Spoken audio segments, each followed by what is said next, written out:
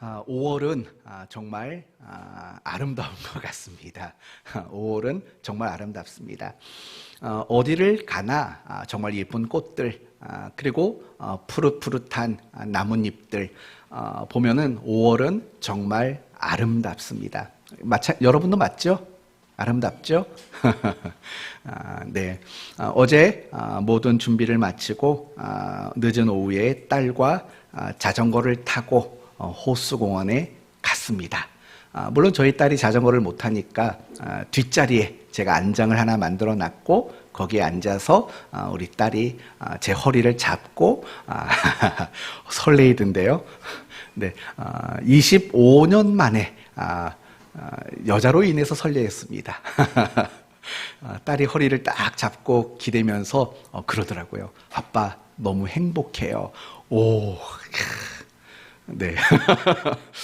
그러면서 호수공원을 한 바퀴 돌려고 그랬는데 빗방울이 떨어져서 반 바퀴만 돌고 다시 돌아왔습니다.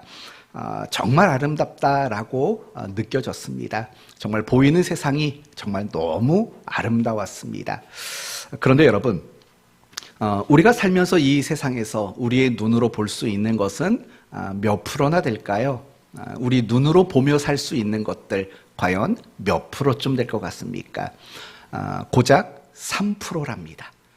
우리가 태어나서 죽을 때까지 우리 눈으로 볼 수 있는 주변의 모든 환경들, 이런 것들이 고작 3%밖에 되지 않는다고 말합니다.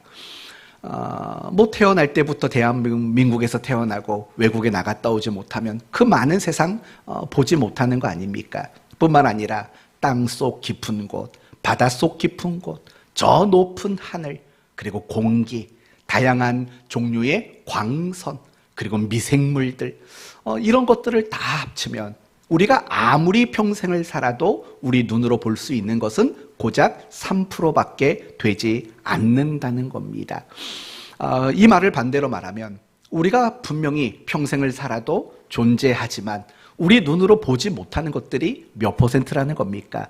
97%는 분명 존재하지만 우리가 보지 못하고 있는 것들이라고 우리는 말할 수 있는 겁니다. 그런데도 불구하고 우리 인간들이 가지는 굉장히 큰 실수는 뭐냐면 내 눈에 보이는 거, 그게 전부라고 생각한다는 거예요. 눈에 보이는 거, 그게 전부라고 생각하는 그런 잘못된 생각을 가지고 우리는 살고 있을 때가 많은 거죠. 또 심지어 어떤 사람들은 이렇게도 말합니다. 나는 눈에 보이지 않으면 믿지 못해. 안 보이는 건 안 믿어. 라고 말하는 사람도 많이 있습니다.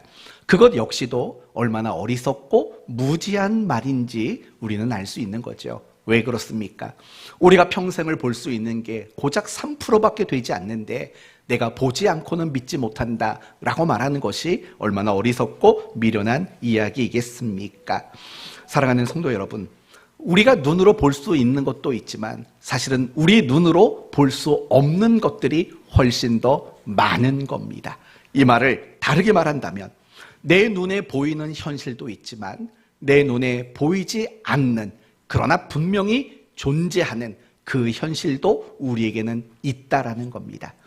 우리가 신앙생활을 하면서 정말 신앙생활을 담대히 잘하려면 우리에게 필요한 것이 뭐냐면 보이지 않는, 그럼에도 불구하고 분명히 존재하는 그 현실을 바라보지 못하면 우리는 올바른 그리스도인의 삶을 살기가 어려운 것입니다.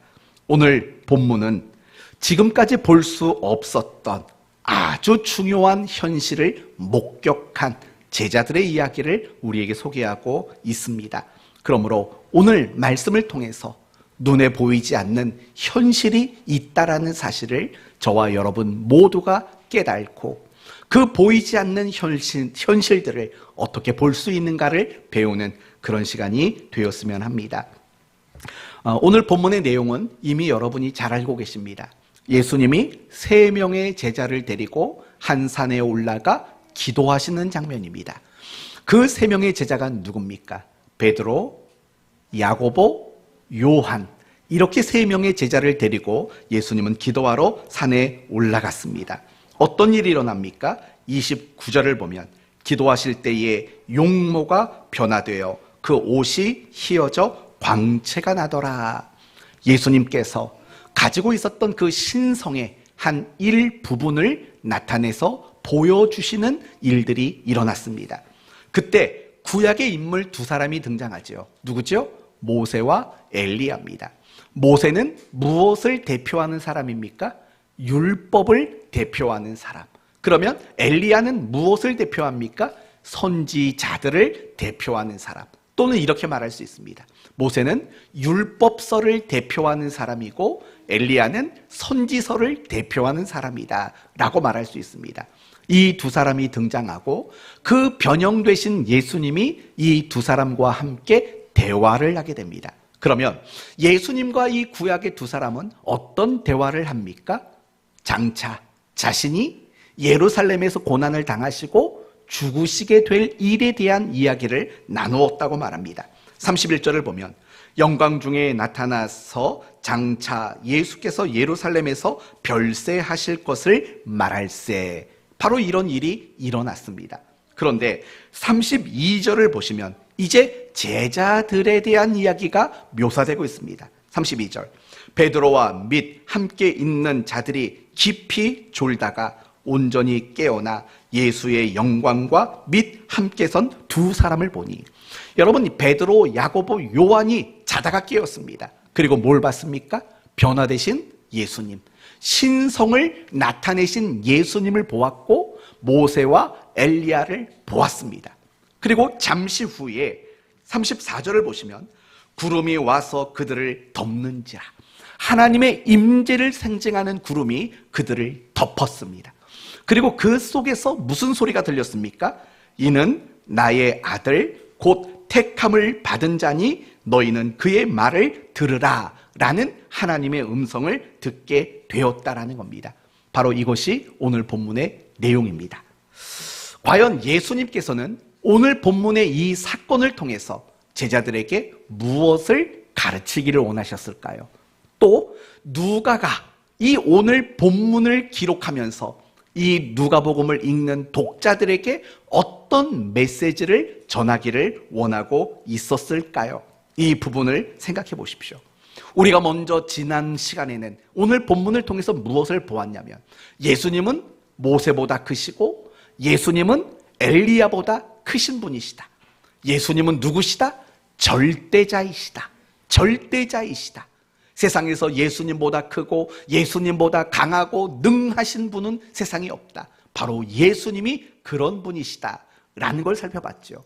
왜 그런 내용을 우리가 알아야만 했습니까? 이유는 이런 거죠.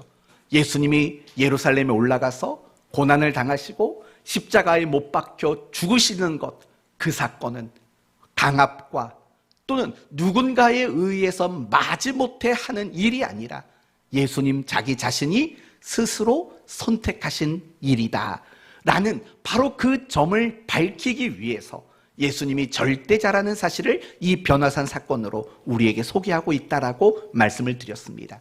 그러면서 어떤 결론을 냈습니까? 우리가 하나님께 드릴 수 있는 유일한 한 가지는 뭐밖에 없다는 겁니까? 자원하는 마음. 자원하는 그 마음 말고는 우리가 하나님께 드릴 수 있는 우리의 것은 아무것도 없다라는 이야기를 했습니다. 오늘 본문은 조금 더 다른 그런 메시지를 우리에게 주고 있는 겁니다. 예수님의 변화된 모습, 모세와 엘리야의 등장, 구름이 충만히 임하고 그 속에서 하나님의 음성이 들려지는 것, 이 사건을 통해 우리에게 말하고자 하는 메시지는 바로 이런 겁니다. 우리의 눈에 보이는 게 전부가 아니다. 보이지 않지만 분명히 존재하는 현실이 있다. 바로 이것이 오늘 본문이 우리에게 말하려고 하는 굉장히 중요한 메시지인 것입니다. 이 부분을 한번 생각해 봅시다. 오늘 본문을 보면 제자들의 입장에서 생각해 보셔야 합니다. 예수님은 어떻게 되셨다고요? 한 번도 보지 못한 모습으로 예수님은 변화되셨습니다. 그러면 여러분에게 이렇게 물어봅시다. 그러면 예수님의 그 변화된 모습은 원래 예수님에게 없었던 겁니까? 아니면 안 보였던 겁니까? 잘 생각하세요. 안 보였던 거죠. 지금 예수님의 제자들의 입장에서는 예수님과 함께 생활을 했지만 그런 모습을 본 적이 없습니다. 오늘 처음 본 겁니다. 그렇다고 해서 예수님의 그 신성을 가지신 모습들이 원래 존재하지 않았느냐라고 묻는다면 그렇지 않다는 겁니다. 예수님은 분명히 그 거룩한 신성의 모습들을 담고 계셨습니다. 그러나 제자들의 입장에서는 그 모습을 오늘 처음 보게 되었다라는 겁니다. 그러나 제자들은 몰랐던 거죠. 분명히 예수님에게 그런 신성의 모습들이 있다는 것을 지금까지 알지 못했다라는 거예요. 바로 이게 중요한 거죠. 제자들에게 볼 수 없었던, 지금까지 제자들이 볼 수 없었던 예수님의 그 신성, 그러나 분명히 예수님의 신성은 현실로 존재했던 거예요. 단지 그게 보이지 않았던 것뿐이라는 거죠. 다음, 모세와 엘리야를 한번 생각해 봅시다. 모세와 엘리야. 베드로와 야고보와 요한의 입장에서 모세와 엘리야는 구면일까요? 초면일까요? 구면일까요? 초면일까요? 구면이에요? 언제 봤죠? 모세와 엘리야를? 말씀을 통해서. 그거 말고요. 지금 오늘 본문은 말씀을 통해 본 게 아니라 직접 봤잖아요. 초면이죠. 초면이죠. 처음 만난 거예요. 그럼 여러분 한번 생각해 보세요. 이 제자들의 입장에서는 모세와 엘리야는 정말 처음 본 사람이에요. 처음 본 사람이라고요. 그렇다고 해서 이 제자들의 입장에서는 당연히 처음 봤죠. 그러나 그들이 존재하지 않았던 건가요? 그렇지 않아요. 그들은 분명히 제자들과 다른 현실 속에서 분명히 존재하고 있었던 분들인 거죠. 그들은 우리 식대로 말한다면 천국에서 여전히 그들은 존재하고 있었던 거예요. 단지 제자들의 눈에만 보이지 않았을 뿐이라는 겁니다. 또 생각해 봅시다. 구름이 산을 덮었습니다. 그리고 그 속에서 하나님의 음성이 들려왔습니다. 그럼 여러분에게 묻습니다. 하나님은 지금껏 안 계셨던 겁니까? 그렇지 않죠. 하나님은 창세 전부터, 영원 전부터 계셨던 분이십니다. 단지 이 제자들에게 처음 나타내서 처음 음성을 들려주신 것 뿐이라는 겁니다. 바로 중요한 요지는 이거죠. 지금까지 볼 수 없었던 것을 봤고 지금까지 들어볼 수 없었던 것을 그들은 들었습니다. 다시 말한다면 지금까지는 그들이 현실이라고 생각하지 않았던 것이 그들에게 현실로 나타나는 사건, 그게 바로 이 변화산 사건이 가지는 굉장히 중요한 의미였다라는 거예요. 지금까지 보지 못했고 지금까지 깨달지 못했고 지금까지 인식하지 못했던 현실, 그게 제자들의 눈앞에 나타나게 되었다라는 겁니다. 바로 이 부분이 오늘 우리에게 주시고자 하는 가장 중요한 메시지가 되는 거죠. 우리는 늘 내가 보이는 것만 현실, 내게 느껴지는 것만 현실이라고 우리는 생각을 한다는 겁니다. 그러나 내가 보지 못하고 내가 느끼지 못하는 현실도 있다라는 것, 우리는 그 사실을 잊지 말아야 합니다. 더 명확하게 말한다면 하나님이 우리의 현실이라는 겁니다. 하나님은 눈에 보이질 않아요. 내가 어떻게 느껴지기도 어려워요. 그러나 그 하나님은 여전히 내가 눈에 보이는 이 현실과 똑같은, 아니 그 현실과 비교할 수 없을 정도로 훨씬 더 큰 진정한 의미의 현실이 바로 하나님이시라는 겁니다. 하나님이 현실이라고요. 그러나 너무나 안타까운 것은 무엇이냐면 너무나도 많은 그리스도인들이 신앙생활을 하면서 하나님을 현실이라고 여기지를 못한다라는 거예요. 단지 하나님은 나의 신앙의 대상이고 나의 믿음의 대상으로는 생각하지만 바로 그 하나님이 나의 현실이라는 생각을 가지지 못하는 경우들이 너무나도 많이 있다라는 거예요. 그 예를 들면 이런 거죠. 내가 어떤 힘들고 어떤 어려운 일을 만났어요. 그럴 때 하나님이 전지전능하신 분, 그것을 알면서도 내가 힘들고 어려운 그 일 앞에 우리는 위로를 받지 못하고 힘을 얻지 못하고 소망을 가지지 못할 때가 많아요. 왜 그럴까요? 하나님이 진정한 현실이라고 여겨지는 바로 그 부분이 우리에게 부족하기 때문에 그래요. 또 이런 경우가 있어요. 나의 못남, 나의 부족함, 나의 허물 많음. 여러분, 이런 것들 때문에 여러분 낙심하고 절망한 적 있지 않습니까? 지난 수요일에 예배를 드리신 분들은 아실 거예요. 그 유명한 뚜껑 이야기. 아시나요? 모르시나요? 그 뚜껑 유명한 이야기 모르세요? 뭐냐? 제가 지난 한 주간, 왜요? 자세하게 얘기는 안 할게요. 너무 창피하니까. 제가 지난 한 주간 살면서 엄청 분노를 하고 누군가에게 화를 쏟아부었던 일들이 있었다고요. 그게 제가 설교할 때 그런 표현을 썼죠. 너무 뚜껑이 열려서 화를 냈다. 막 그런 식으로 얘기를 했는데, 제가 그 일 이후로 이해를 잘 못하는 것 같으니까 제가 조금만 더 설명을 드릴게요. 제가 어떤 물건을 샀어요. 근데 그 물건을 AS를 안 해주겠다라는 거예요. 분명히 해줘야 되는데. 그래서 제가 막 상담원에게 이게 말이나 되느냐? 내가 소비자 보호원에 고발하겠다. 뭐 아무튼 그렇게 엄청나게 화를 냈다고요. 엄청 화를 냈어요. 그러고 나서 찾아온 게 뭐냐? 낙심이 찾아왔어요. 낙심. 야, 목사가 맨날 성도들한테는 온유하라고 말하고 참으라고 말하고 뭐 자기 십자가를 지고 자기를 부인하라고 말했는데, 그까지 얼만큼 손해보는 것 때문에 그렇게 화내고 그렇게 분노하는 거, 그런 모습을 보면서 참 난 아직도 멀었구나 라는 그런 낙심과 절망된 생각들이 한 주간 굉장히 많았어요. 그런 마음들이 사실은 지금도 다 회복이 되지를 않고 있어요. 마음 한편에 자꾸 눌려요. 그렇게 행동을 했던 것들 때문에. 여러분도 마찬가지일 거예요. 여러분도 신앙생활을 하다 보면 내가 참 그리스도인답지 못한 모습들 때문에 스스로 낙심하고 절망하고, 그래서 마음이 눌리고 흔들리고 괴로운 순간들이 있다고요. 얼마든지 그럴 수 있어요. 그리고 어쩌면 그런 모습이 있다는 것 자체는 굉장히 긍정적인 거예요. 왜냐하면 반대로 생각해봐요. 내가 정말 그리스도인답지 못하게 살았는데도 불구하고 내가 아무렇지 않다고 생각해 본다면 그건 신앙의 양심이 병이 든 거죠. 그건 신앙의 양심이 뭔가 큰 문제가 있는 거예요. 그렇지만 그런 내 모습 때문에 낙심도 되고 좌절도 된다면 적어도 그 신앙의 양심은 아직 살아있는 거예요. 그런 측면에서 긍정적인 거라고요. 그러나 거기에만 머무르면 되지 않아요. 여러분, 나의 못난 것도 현실이에요. 내가 부족한 것도 현실이에요. 내가 참 미숙해 보이는 허물 많은 것도 나의 현실이에요.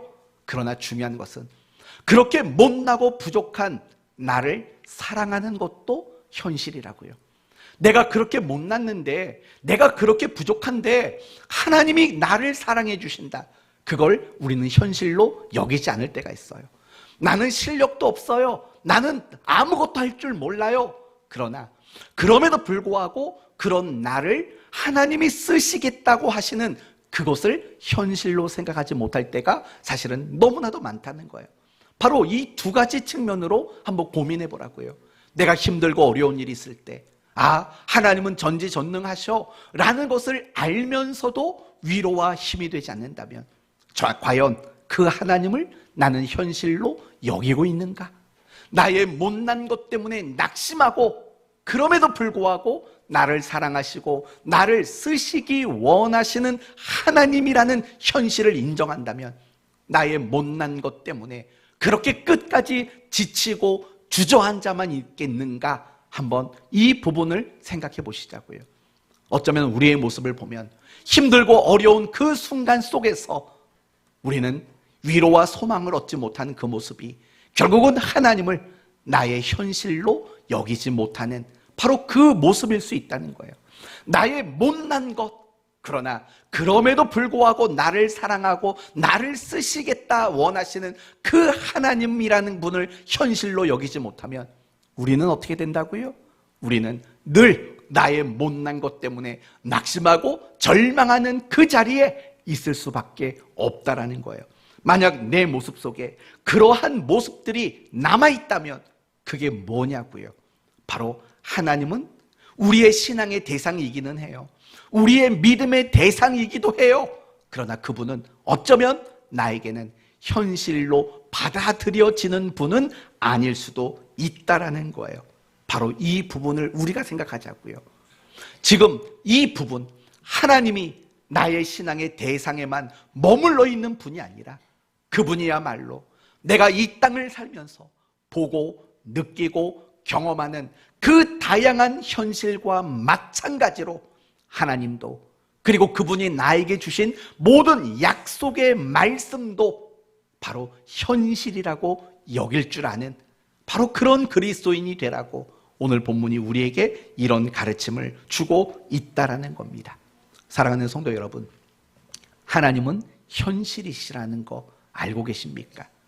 하나님은 막연한 어떤 신앙의 대상이 아니에요. 우리의 믿음의 대상만이 아니에요. 그분은 진정한 우리의 현실이에요. 하나님이 나와 함께하는 거, 그거 현실이라는 거 알고 계십니까? 하나님이 나를 사랑하시는 것도 현실이라고요. 하나님의 말씀도 나의 현실이고, 하나님이 나에게 주셨던 수없이 많은 약속들도 다 현실이라고요. 또 우리 안에 내주하시면서 나를 인도하시고 이끌어주시고 나를 도와주시는 그 성령님도 역시 현실이라는 사실을 우리는 잊지 말아야 돼요. 하나님은 추상도 아니고 하나님은 비현실도 아니에요.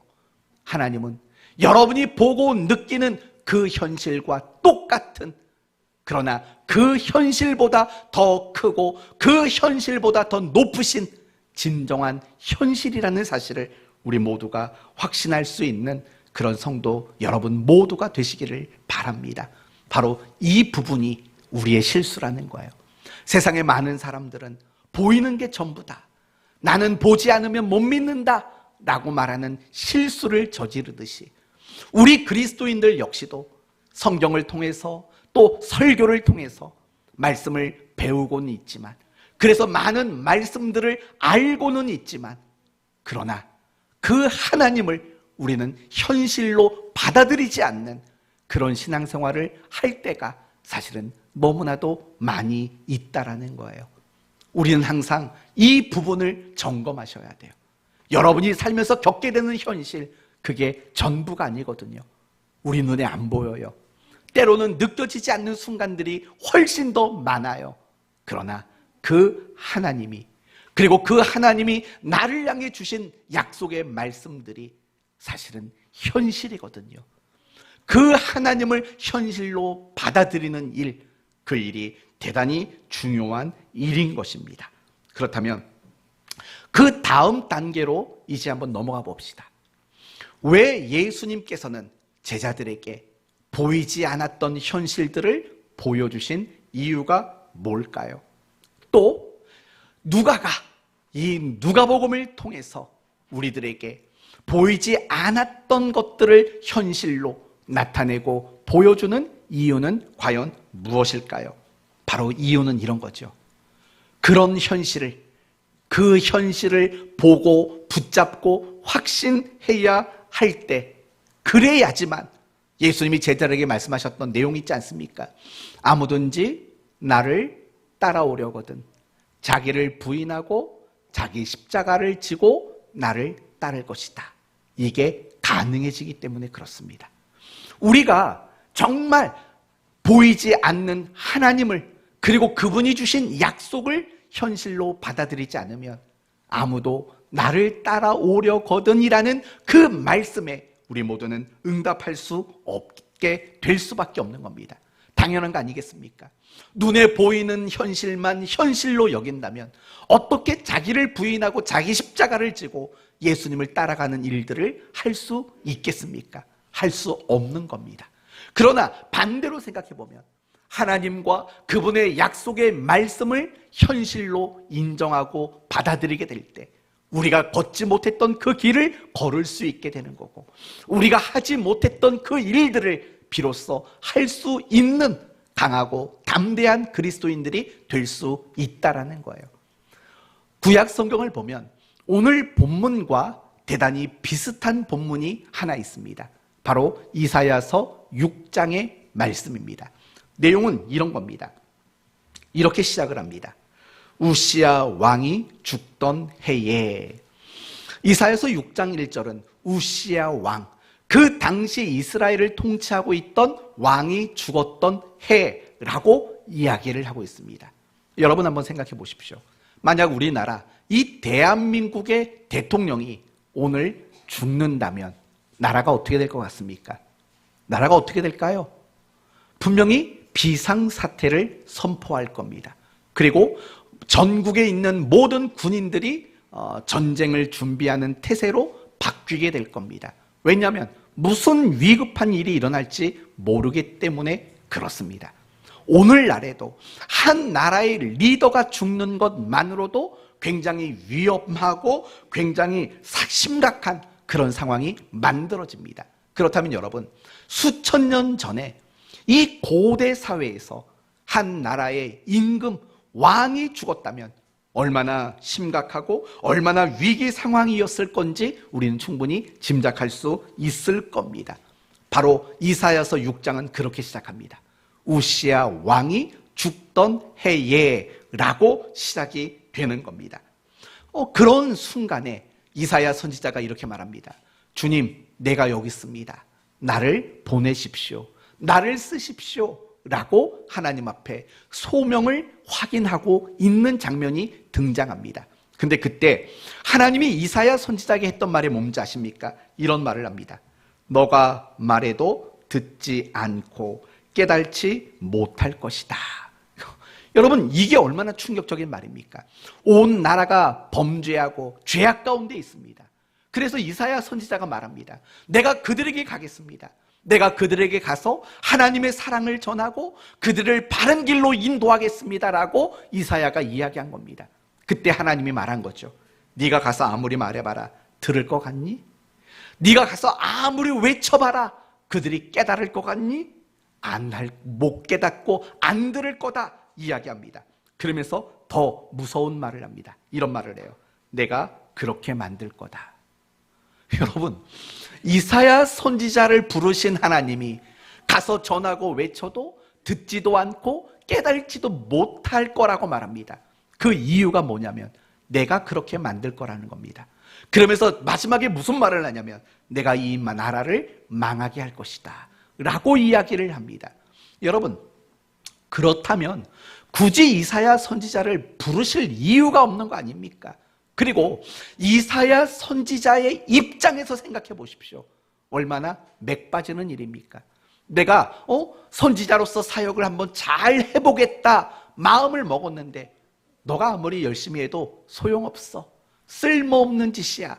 이런 이야기를 듣는다면 여러분, 얼마나 괴롭고 얼마나 힘든 일이겠습니까? 여러분 같으면 안 그러겠습니까? 여러분이 교회를 위해서 뭔가 하겠다고 서약을 했습니다. 근데 제가 여러분에게 말합니다. 아이고 참, 한번 열심히 해보십시오. 뭐가 하나 달라질 게 있나? 해봐요. 이렇게 말한다면 여러분 마음이 어떨 것 같습니까? 뭐 기분 나쁜 건 둘째치고 맥 빠지지 않겠습니까? 맥이 빠질 수밖에 없는 게 너무나도 당연한 겁니다. 그런데 그때 하나님이 이사야 선지자에게 환상을 보여주십니다. 환상을 보여줘요. 어떤 환상을 보여주시냐면 하늘의 높은 보좌에 앉아 계신 하나님, 그리고 그 하나님 앞에서 찬송을 부르는 천사들의 환상을 보여주고 있습니다. 그때 이사야 선지자가 이렇게 말을 합니다. 만군의 여호와이신 왕을 배웠음이로이다 라고 말해요. 왕을 보았다라고 말해요. 온 땅을 다스리는 만왕의 왕, 이스라엘의 진정한 왕이신 하나님을 보게 되었다라고 말하고 있는 거예요. 여러분, 어떤 의미인지 아십니까? 겉으로 인간의 눈으로 보기에는 한 나라 왕이 죽은 상태고 온 이스라엘 백성들은 타락하고 범죄한 게 이사야 선지자의 눈에 보이는 현실이었다고요. 그런데 이 이사야 선지자가 지금까지 보지 못했던, 그러나 분명히 존재했던 큰 현실을 보게 됐다는 거예요. 그게 누굽니까? 이스라엘을 통치하시고 모든 나라를 통치하고 있는 진정한 왕이시며 만왕의 왕이신 하나님을 보게 되었다는 거예요. 지금껏 보지 못했던 현실이었던 통치자이신 하나님, 그분을 보았다라는 거예요. 그 결과 아무리 가서 전해도 듣지 않고 깨달지 못하고 망해버릴 백성들을 향해서 이사야 선지자는 정말 진실된 모습으로 선지자로서의 그 사역을 끝까지 완수해 낼 수 있게 되었다는 거예요. 뭘 봤기 때문일까요? 지금껏 현실로 보지 못했던, 눈으로 볼 수 없었던 하나님을 현실로 받아들이는 그 순간, 정말 맥 빠지는 그 일들을 지치지 않고 정말 끝까지 감당해내는 그런 이사야 선지자가 될 수 있었다라는 거예요. 이게 바로 중요하다라는 거예요. 오늘 본문의 제자들 역시도 마찬가지인 거예요. 여러분 생각해 봐요. 제자들, 그들은 예수님을 따라 고난의 길을 가야 돼요. 십자가의 길을 걸어야 돼요. 죽음의 자리로 그들은 나가야 돼요. 그런데 그런 그들이 눈에 보이는 현실만 보며 살아간다면, 따라가려고 한다면 과연 그 길을 어떻게 따라가겠냐고요. 따라가다가 모두 주저앉을 수밖에 없는 거 아니겠습니까? 그러나 눈으로 볼 수 없는 그 현실들을 다시 눈으로 보고 그것이 현실이라는 사실을 깨닫게 되었을 때 그들은 얼마든지 고난과 죽음과 그 십자가의 길을 따라갈 수 있는 제자가 될 수 있게 되기 때문이라는 거예요. 그래서 우리에게 말하는 거죠.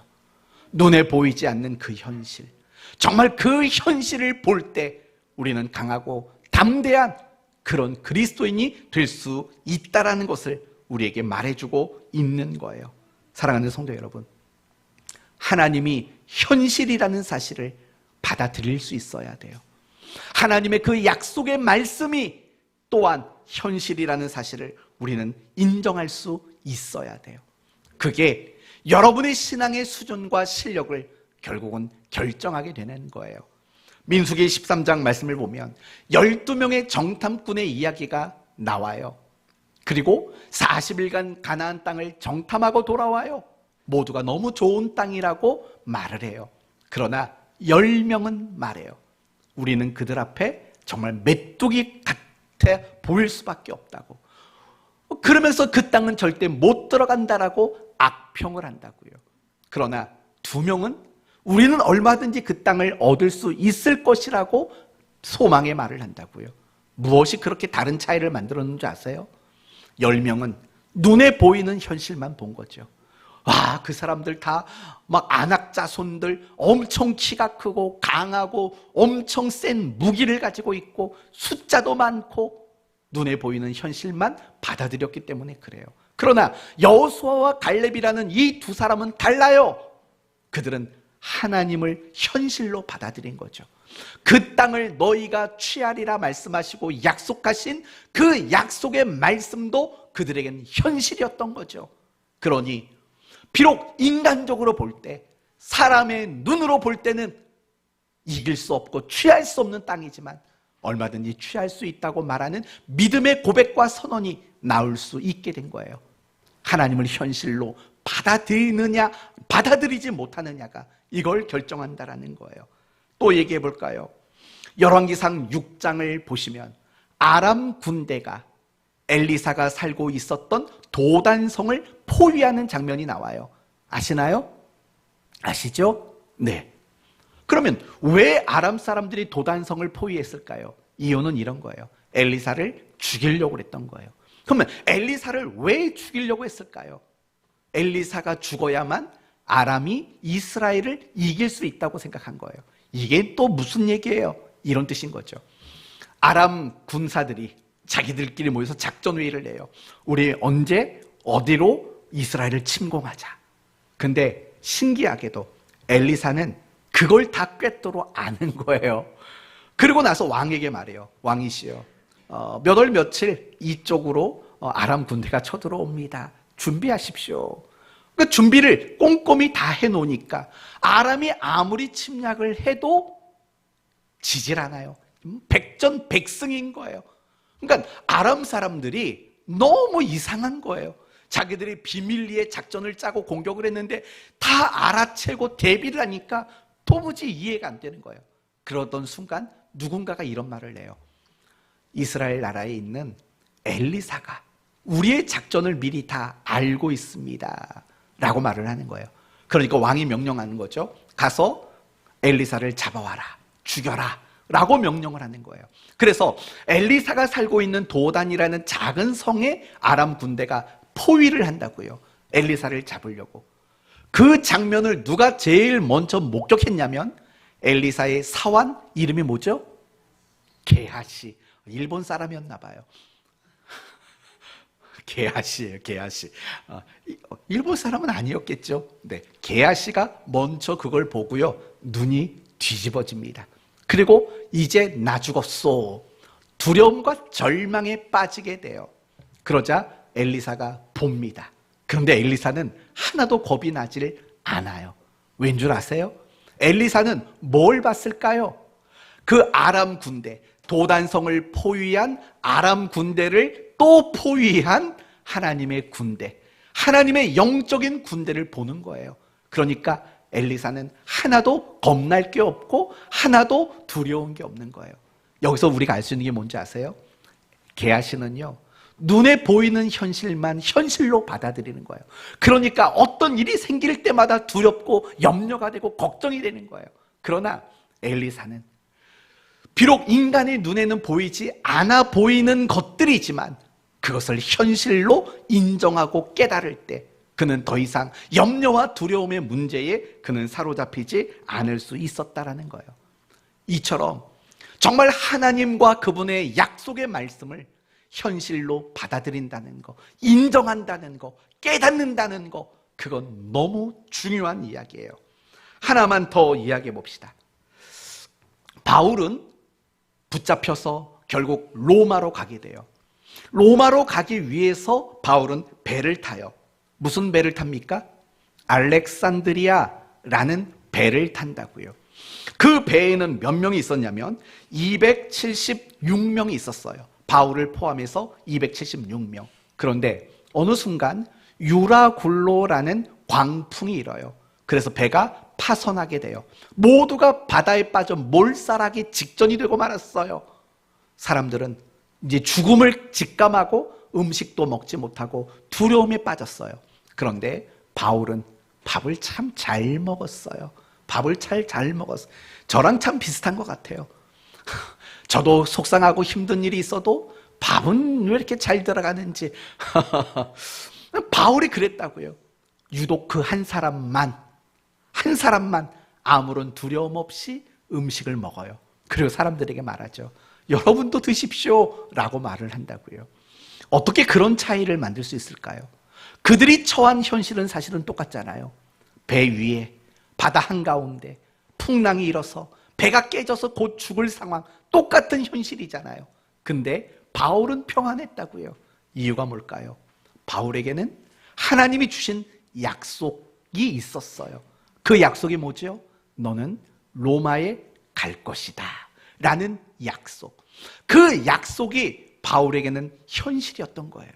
그렇기 때문에 아무리 눈에 보이는 현실은 절망적일지 몰라도 너는 로마에 갈 것이다 라는 하나님이 주셨던 그 말씀이라는 현실이 있기 때문에 그는 흔들릴 이유가 전혀 없었더라는 거예요. 여러분, 요한계시록을 기록한 목적이 뭘까요? 반모섬에서 유배 생활을 하는 사도 요한, 로마로부터 박해를 당하고 있는 소아시아의 7 교회와 성도들, 그들을 위해 쓴 편지예요. 그런데 요한계시록의 대부분의 내용들은 뭐예요? 이 땅에서 우리 눈으로 볼 수 없는 현실들이에요. 천상의 이야기라고요. 보좌에 앉으신 분들의 이야기, 그리고 24 장로들이 면류관을 쓰고 보좌에 앉아있는 이야기들, 천사들이 찬송하는 장면들, 이런 것들을 보여준다고요. 그 환상들은 결국 무엇이냐? 우리가 아직은 깨달지 못하고 보지 못하는 진정한 현실들이라는 거예요. 이게 요한계시록의 목적인 거죠. 그래서 로마의 박해를 당하여 고통당하는 그 성도들에게 지금 로마만 현실이 아니라 온 우주를 통치하시고 영원한 승리를 약속하신 하나님이 또한 현실이다. 이걸 보여주는 게 바로 요한계시록인 거죠. 사랑하는 성도 여러분, 우리도 마찬가지인 거예요. 우리가 살다 보면 다양한 현실, 힘든 현실을 만나요. 그리고 괴로워요. 속상해요. 고민이 많아요. 지쳐요. 답답하고 밤잠 못 자요. 그러나 그럴 때 여러분들이 깨달아야 할 게 있어요. 하나님이 현실이라는 거. 하나님이 우리에게 성경을 통해 주셨던 그 다양한 약속들이 사실은 우리에게 진정 보장된 현실이라는 거, 그 사실을 우리는 놓치지 말아야 되는 거예요. 여러분이 세상의 현실 앞에서 무너지지 않으려면 하나님이라는 현실을 붙잡지 않고는 여러분이 세상 현실을 이길 수 있는 다른 방법들이 존재하지 않는다는 사실을 우리는 알아야 되는 거예요. 우리는 종종 신앙의 위기를 겪어요. 여러분, 그 신앙의 위기란 뭐라고 생각하십니까? 누군가에 의해 시험이 되는 건가요? 아니면 세상에 어떤 어려운 문제를 만나는 게 위기인가요? 사실은 그렇지 않아요. 내가 누군가로 인해서 시험에 들고 내가 세상에 어떤 어려운 문제 때문에 힘겨워하는 것, 그 자체는 우리에게 위기가 될 수가 없어요. 진정한 위기는 내가 그런 힘겨운 순간들을 만났을 때 하나님의 현실로 다가오지 않는 거죠. 하나님의 약속의 말씀이 내게 현실로 여겨지지 않는 것, 그것이야말로 우리 그리스도인들이 가지는 신앙의 가장 큰 위기 상황이라는 걸 우리는 알아야 되는 거예요. 혹시 여러분이 이런 위기에 빠져 있지는 않으세요? 내가 어떤 문제를 겪고 있는데 하나님이 현실로 와닿지 않는다면 그게 바로 여러분의 신앙의 진정한 위기라는 거예요. 온통 여러분의 생각은 눈에 보이고 내가 피부로 느껴지는 것만 현실로 여긴다면 그게 바로 여러분은 가장 깊은 신앙의 위기에 지금 빠져 있는 거예요. 빠져 있는 거라고요. 우리는 임마누엘이란 말을 잘 알고 있어요. 임마누엘이 뭡니까? 하나님이 우리와 함께 하신다. 그러나 중요한 것은 무엇이냐면 하나님은 성경 속에서만 우리와 함께 하는 게 아니고 하나님은 우리의 신앙 속에서만 함께 존재하는 분이 아니에요. 내가 겪고 살아가는 내 삶의 모든 다양한 현실 속에 함께 하시는 하나님, 그게 바로 임마누엘이에요. 더 정확히 말하면 내가 겪게 되는 다양한 현실 속에 그 현실을 이길 수 있는 현실로 우리와 함께 하시는 하나님, 그게 바로 임마누엘이라는 말 속에 담겨있는 뜻이라는 걸 잊지 말아야 돼요. 하나님이 여러분에게 현실입니까? 아닙니까? 진짜 현실이에요?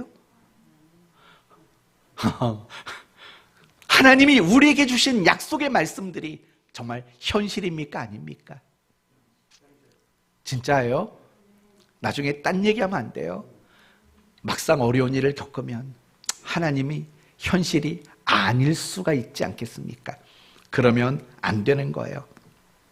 하나님이 우리의 진정한 현실이라는 걸 깨달을 때 신앙이 굉장히 강하고 담대해질 수 있는 거예요.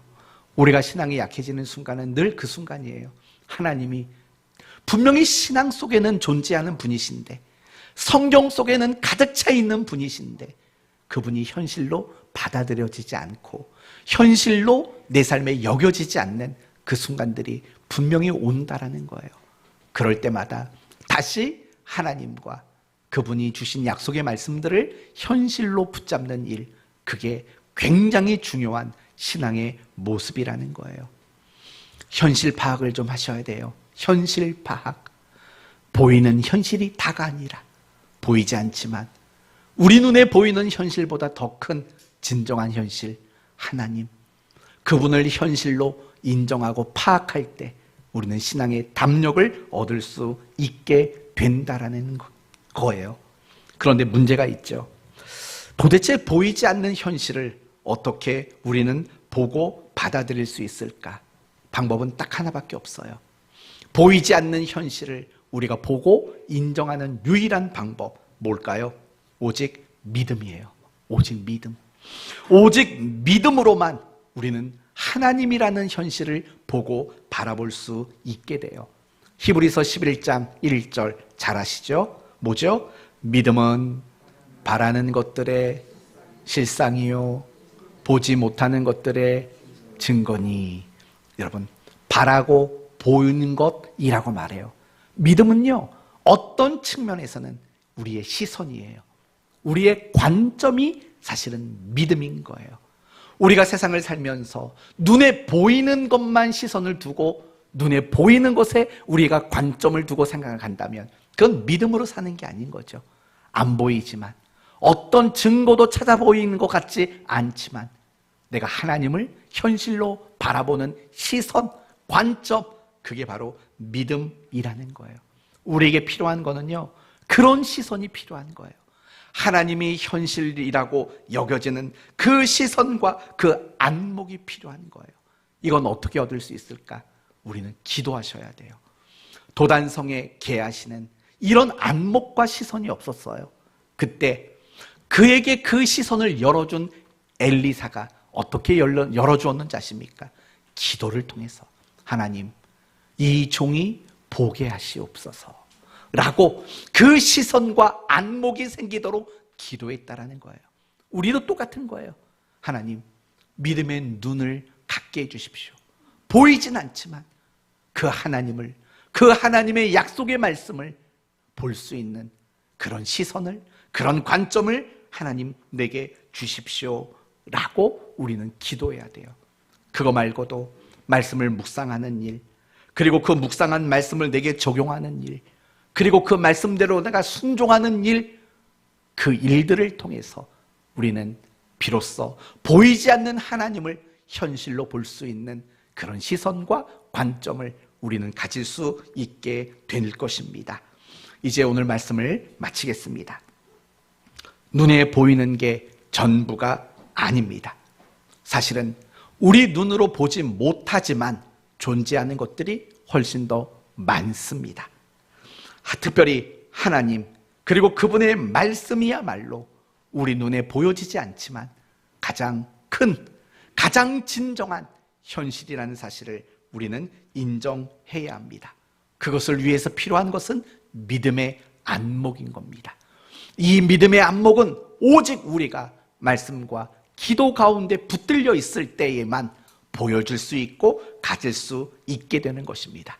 그러므로 저는 여러분의 남은 평생이 하나님과 그분의 약속의 말씀을 현실로 붙잡고 주님이 따라오라 말씀하신 그 길을 기쁨과 즐거움으로 따라가고 여러분 모두가 그리스도인으로서 존재함을 나타내는 그런 복된 삶을 살게 되기를 예수님의 이름으로 축원드립니다. 아멘. 기도합시다. 하나님 감사합니다. 오늘 변화산에서 변화되신 예수님, 모세와 엘리야의 등장, 충만한 구름과 그 속에 들려온 하나님의 음성, 이 모든 것들이 존재하고 있었던 거지만 보지 못했던 것들임을 살펴보았습니다. 우리는 살면서 눈에 보이는 것이 전부라고 여길 때가 얼마나 많은지 모릅니다. 하지만 그렇지 않습니다. 눈에 보지 못하는 것이 훨씬 더 많이 있다는 걸 잊지 말게 하여 주옵소서. 신앙도 마찬가지입니다. 하나님, 그리고 그분의 약속은 우리 눈으로 볼 수 없고 우리 손으로 붙잡을 수 없습니다. 그러나 존재한 가장 큰 현실이라는 사실을 믿음으로 받아들이는 저희들 모두가 되게 하여 주옵소서. 이들이 인생을 살면서 개아시같이 살지 않게 하시옵소서.